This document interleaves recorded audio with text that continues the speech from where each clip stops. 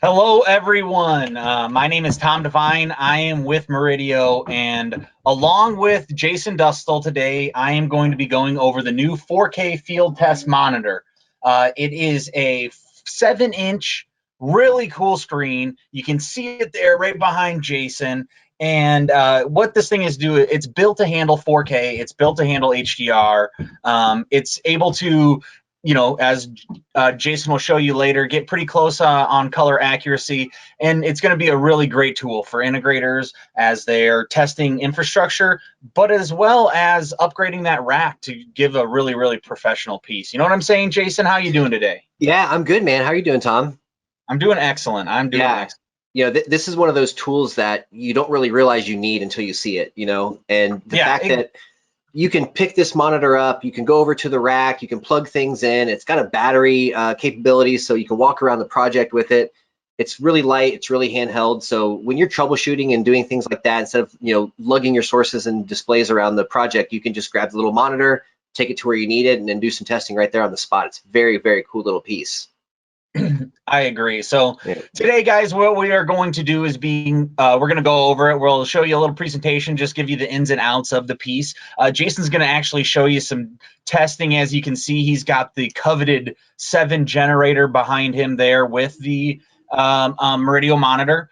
And so we'll dive right into it. We do have the questions area open, so you have your GoToWebinar control panel. Feel free to just type in whatever question you have throughout it. Me and Jason will touch base back and forth, and I can already see that Hartmut is hitting us up. It's good to see you, Hartmut, and we're glad that we have a good ISF company from Germany. So thank you so much for joining.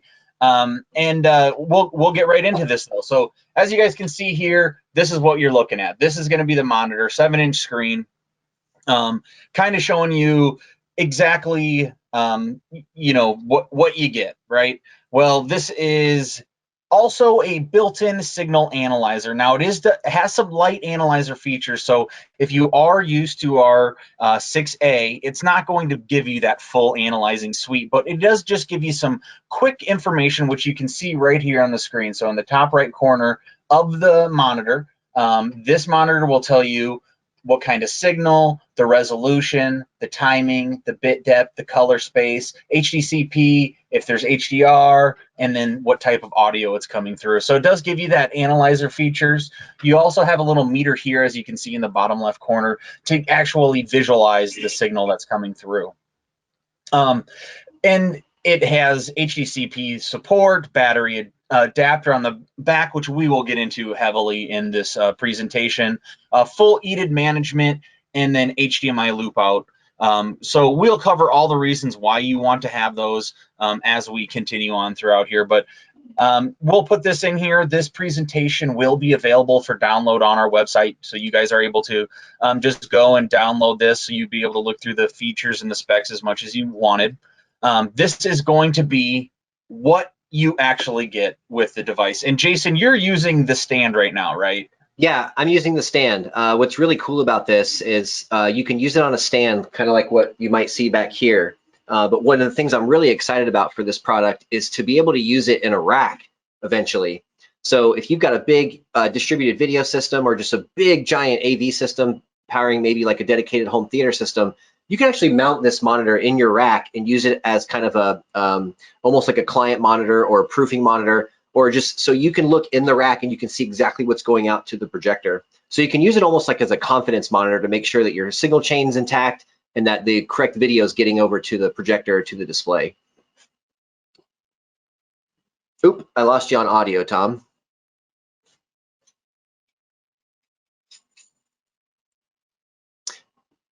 Tom, are you muted?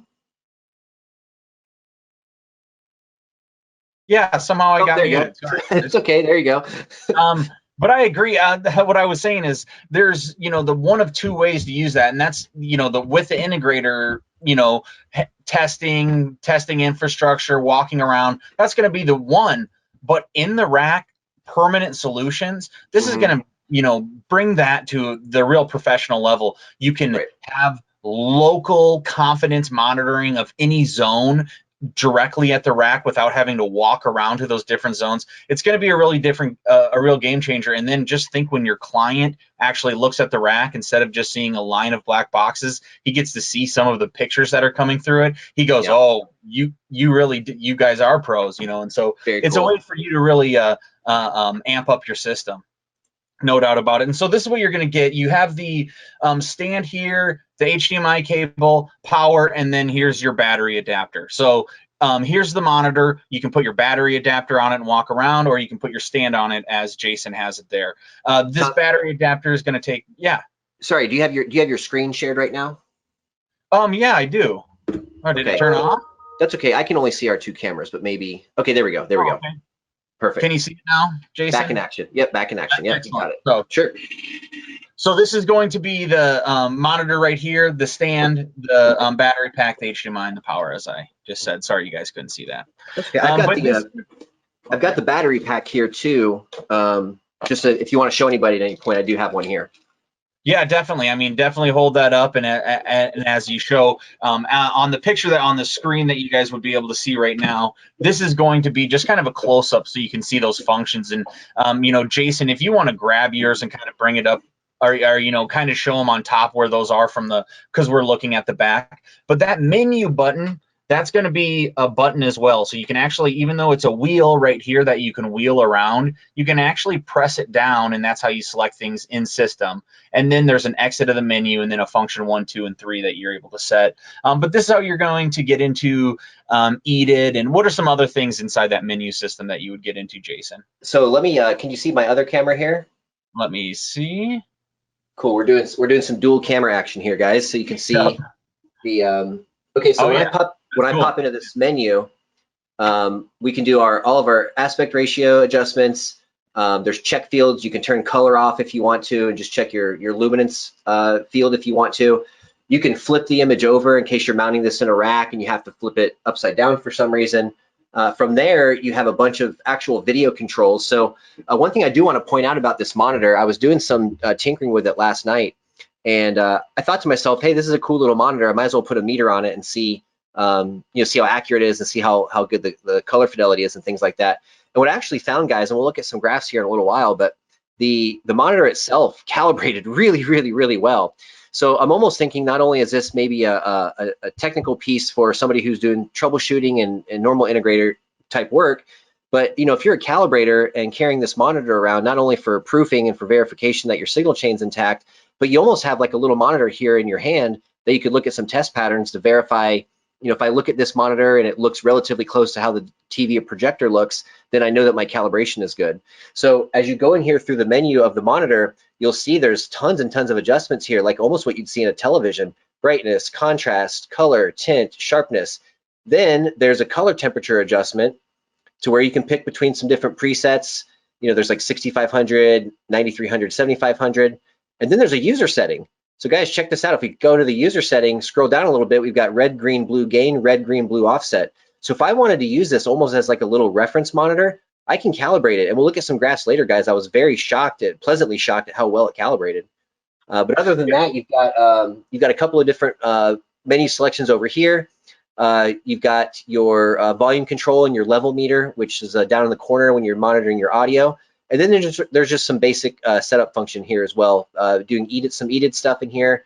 And there are a couple of buttons across the top, as Tom pointed out before. You can program a couple of these buttons kind of like as shortcuts. So if you know you're doing a certain thing a lot, you can program that to say the F1 button, and the F1 button will take you straight into, you know, whatever adjustment you make on a regular basis. What they're programmed to out of the box, the F1 button is going to give you different aspect ratios.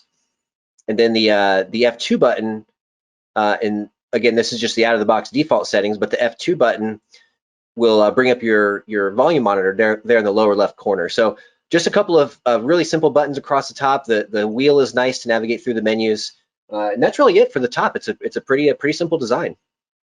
Yeah, straightforward, and that's what this is going to be, right? I mean, once you guys have this set in, at most integrators, if they're doing a permanent rack solution, you're going to set it and forget it. This is going to be turned on. It's going to be powered. You're going to have a HDMI signal flowing into it and through it, and then you're going to move on. So this is all of this is just is added, you know, features that it's going to give people who are just straight integrators a solution. But now this is going to be for videographers. This could be for photographers. This could be for people putting in car installs where they're maybe going to see 4K content through some custom, and they have some custom screen. There's so many different applications for this because of this deep feature set that Jason just went through.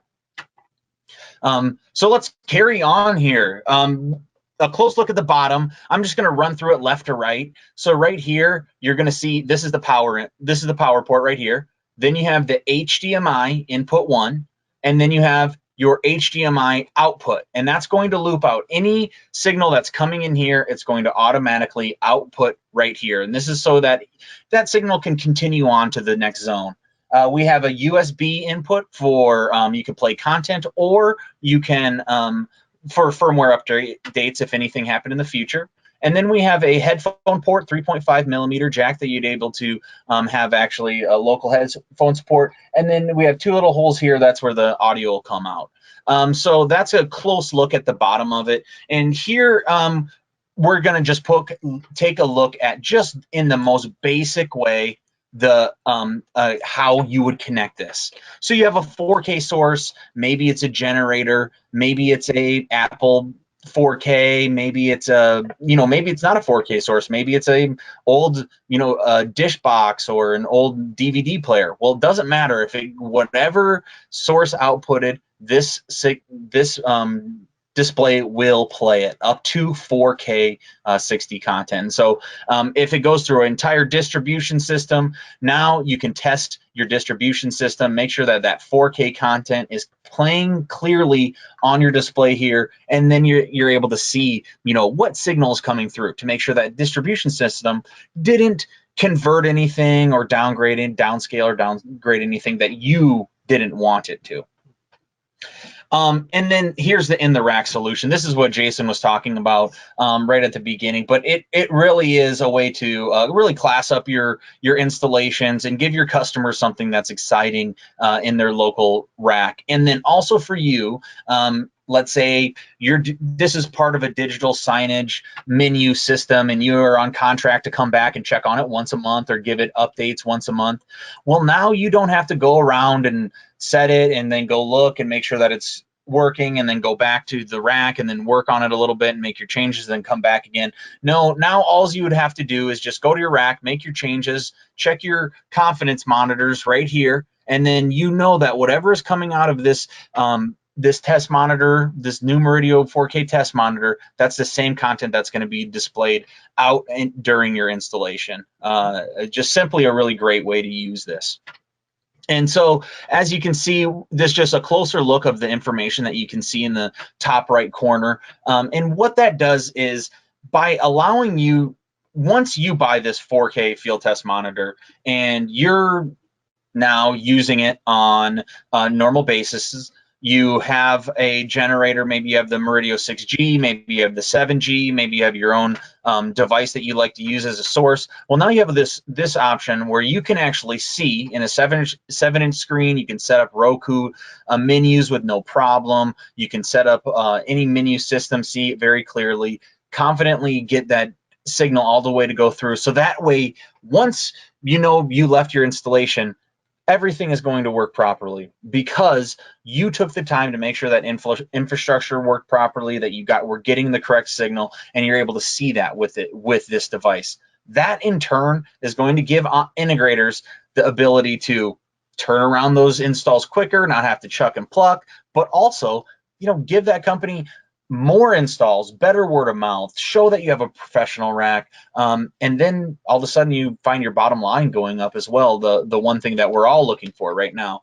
Not to mention, it's a weird time, right? So this is the time that you call all of your clients that you've already installed for, and now you can offer them this exciting new 4K confidence monitor that they can put local in their rack. You could offer it as a solution so that they would be able to you know, you would be able to do maintenance on the system much easier. It's very easy to, because it's not a high cost item, to find ways to put this into your installation and really impress some eyes.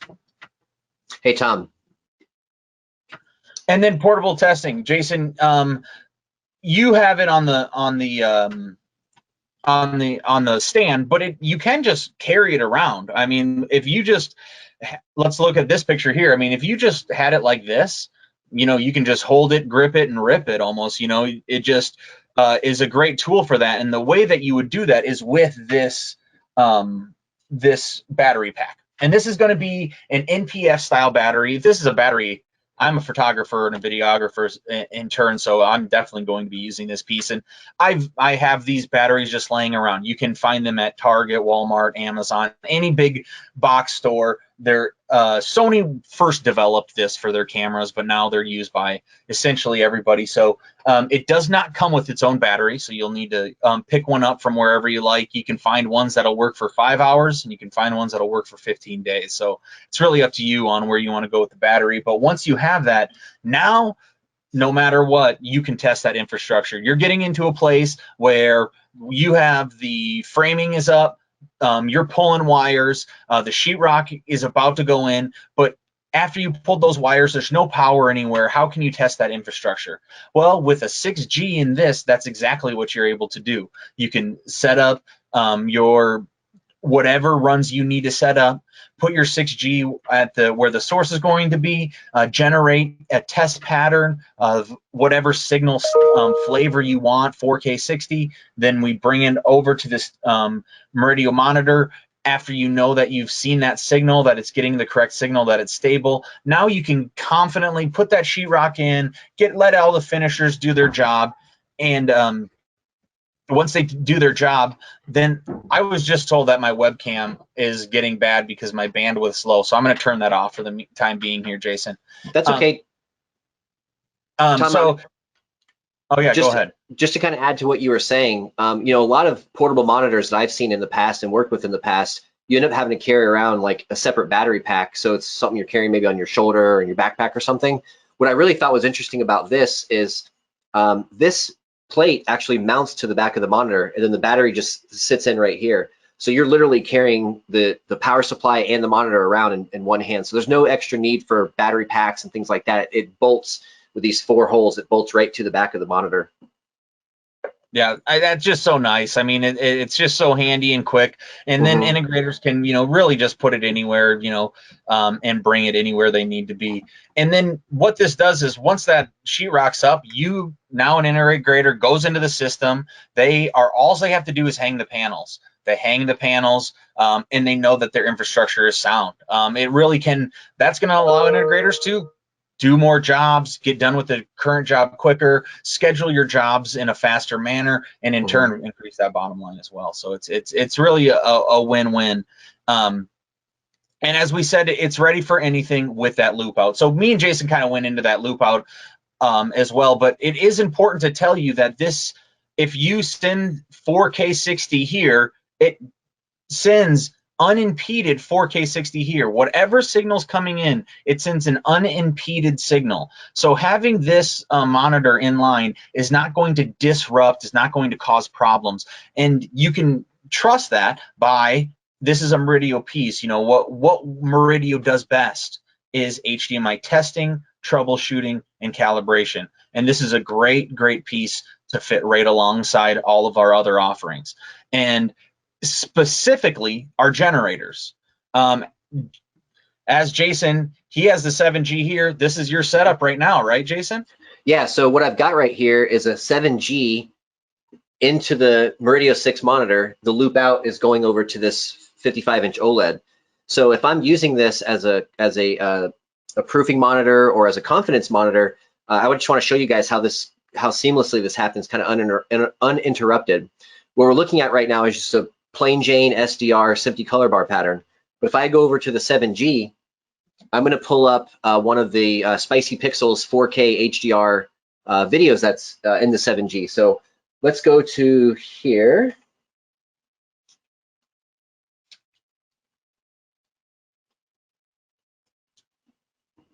Now you can see the 7G is going to generate that test video. We get a nice HDR flag on the TV, and then boom, we've got some video. I apologize for it being blown out. The dynamic range of this webcam is not great. So I will switch over though, just so you guys can see. If we go back over to my other camera. Oh, I just love this ability to switch over to other camera. Yeah. And that looks pretty good even through the webcam. Yeah, so if you guys look now at the video specs in the upper right corner, which I can just toggle kind of off and on with one of the function buttons, now it shows us we're coming in 3840 by 2160 at 24 frames per second. It's 10-bit, we're in 444. HDCP in this case is turned off, and then the HDR is turned on. And when I go back to that SMPTE bar pattern, or just something that's maybe SDR, go back here, and we'll go to the SMPTE bars. Now take a look at the monitor. The Murideo SIX monitor takes a second to sync up. We get the color bars back, and oh, that's great. And we can see that HDR is on. Yep.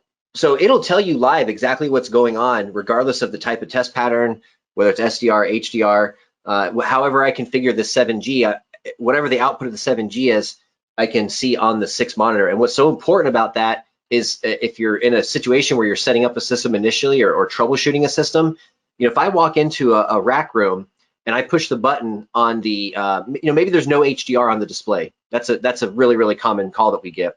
I got no HDR on the display. Okay, great. So if I walk into this system now and I go to the rack and I push that button, it should say, it should give me everything that I need. If it says HDR no or none, then I know where to start troubleshooting. If it says HDR yes, I also know where to start troubleshooting. So, I can, by process of elimination, figure out if this is a problem with the projector or some other sources, or maybe the switch, or maybe an extender or something that might be in the system.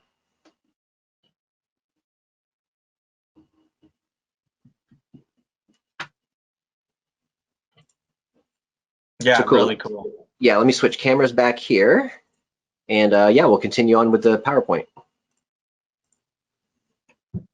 Cool. All right, so Tom had talked a little bit before about the companion monitor. This is a really great way to monitor your systems to make sure everything is working correctly.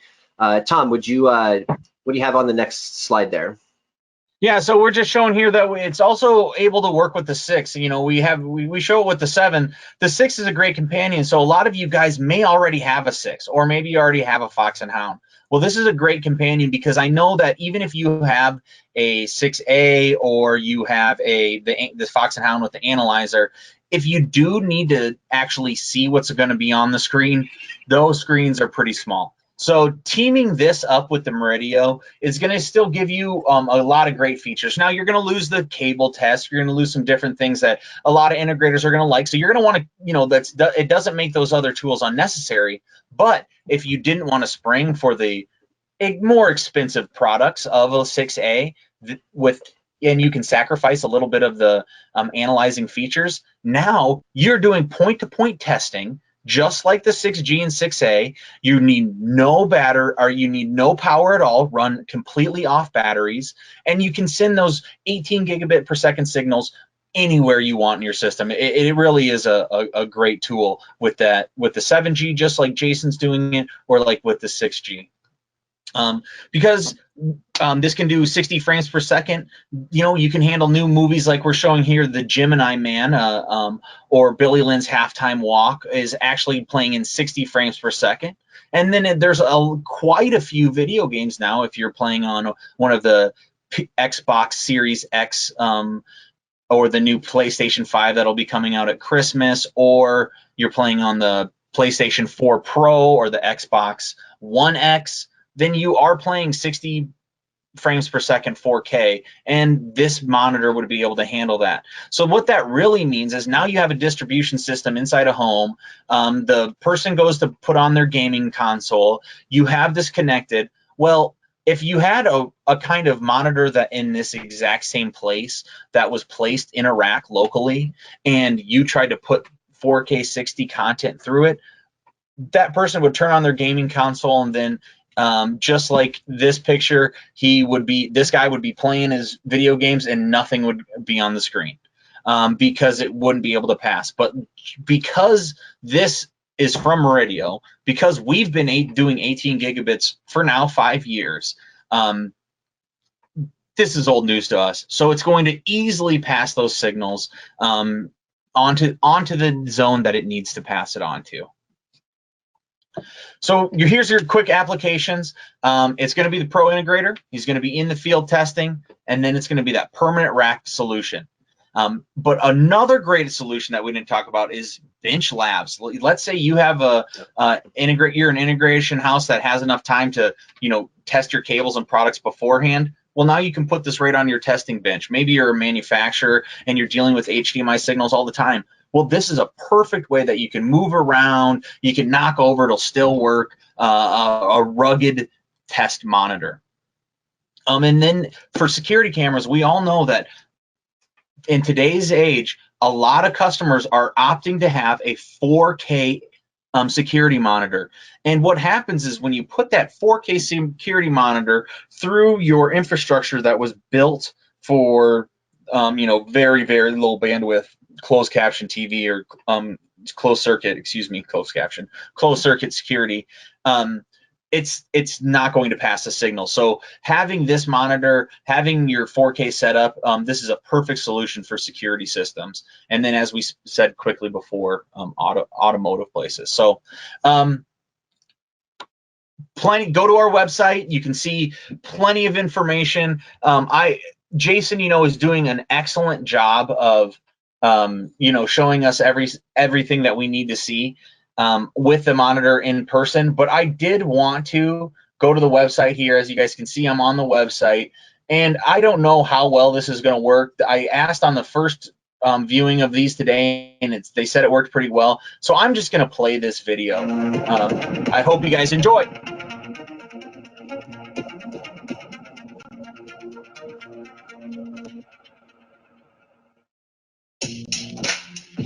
The Murideo 4K Field Test Monitor is a compact 7-inch display with light HDMI analyzer capabilities. It can display full 4K signals at 60 frames per second with HDR or Dolby Vision. At less than a pound, the Murideo Test Monitor is very portable. It comes with a battery pack connection that works with any NPF series batteries, allowing for hours of usage. Mount the monitor to the included monitor stand or use a tripod for flexibility. With its HDMI loop-out port, it also fits in a rack by displaying any 4K HDMI signal and then passing it on to another AV zone. Analyze your HDMI signals to ensure that the correct signal is being passed on to the display. Check audio levels, aspect ratio, HDCP, EDIT, and more by simply hooking source to the Murideo monitor. The Murideo monitor is a great testing companion for owners of the Murideo 6G and 7G. As part of the Murideo testing and troubleshooting family, the standards are the highest in the industry. For more information on the Murideo Field Test Monitor, be sure to check out murideo.com. If you have a question about the monitor, leave a comment below or give us a call. I just like to show that to people. You guys, this is a great way to get someone else on board with this. This video is it's a great video. It's going to really showcase what that can do in a really quick way in a couple minutes. So now that we've you guys have a good handle of what this is and how it can work, let's send it over to Jason, and he can really talk about some deep calibration look at this, which is pretty cool. You guys know we are Murideo, so that is our deal.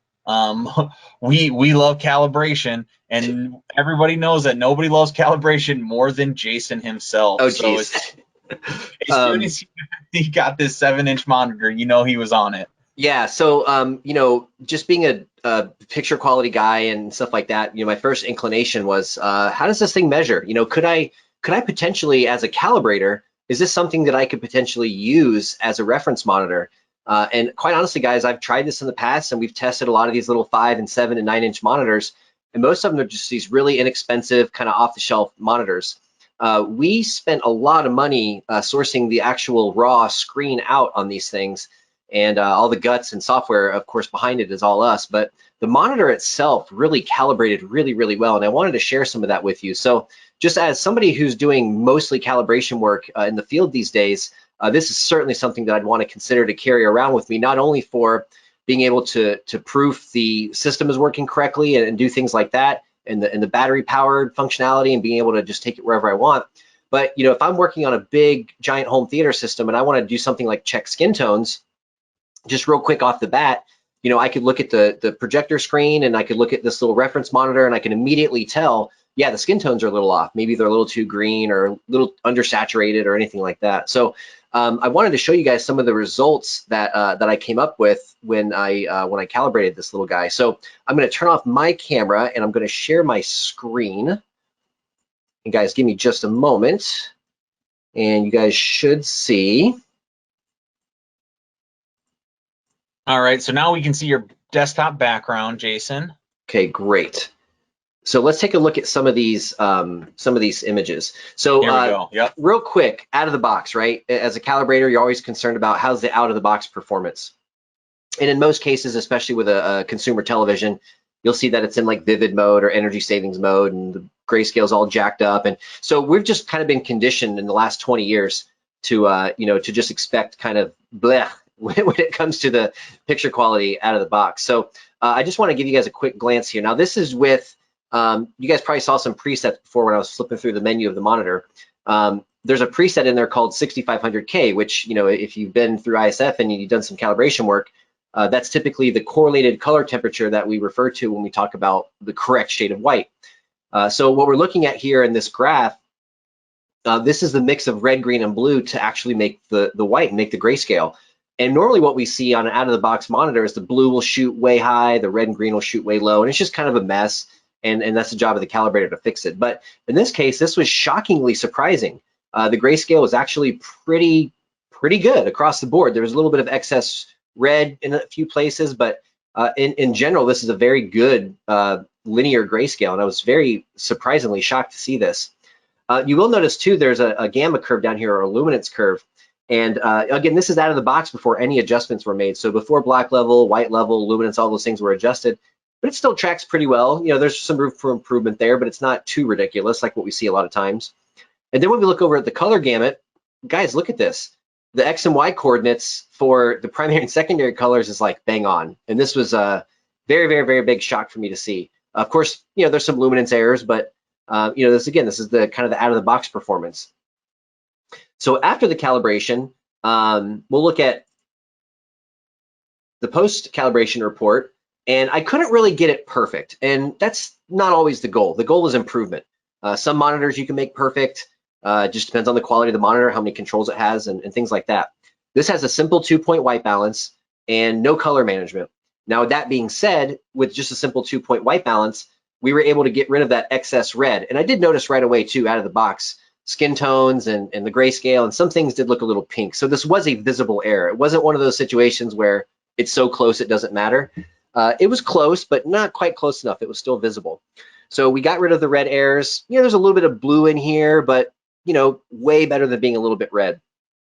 We were still in tolerance in most cases as well. So this is pretty good.